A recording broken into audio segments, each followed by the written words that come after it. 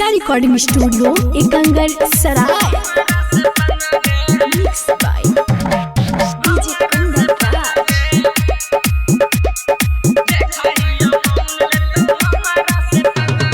तोहरे चक्कर में छौड़ी न पालू है गंगा गे, तोहरे चक्कर में छौड़ी न पालू है गंगा गे। देखा ही कौन ले तो हमारा से पंगा गे, तोहरे चक्कर में छौड़ी न पालू है गंगा गे। देखा ही कौन ले तो हमारा से पंगा गे।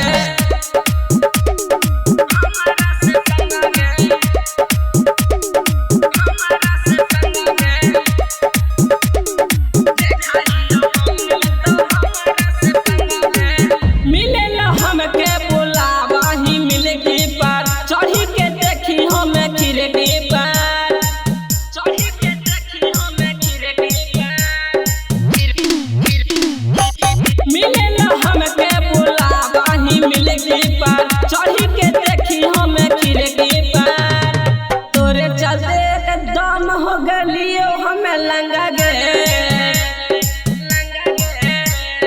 तोरे चलते हमें छौड़ी पकड़ ले कटोरा गे।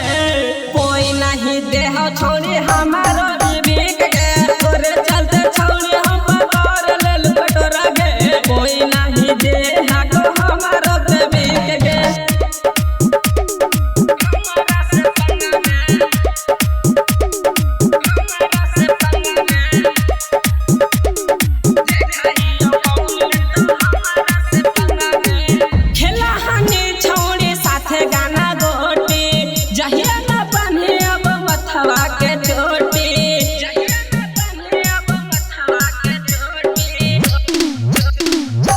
देखाई कौन मिठू निगम से बोली गे, देखाई कर जवान के राजा पे दम गे।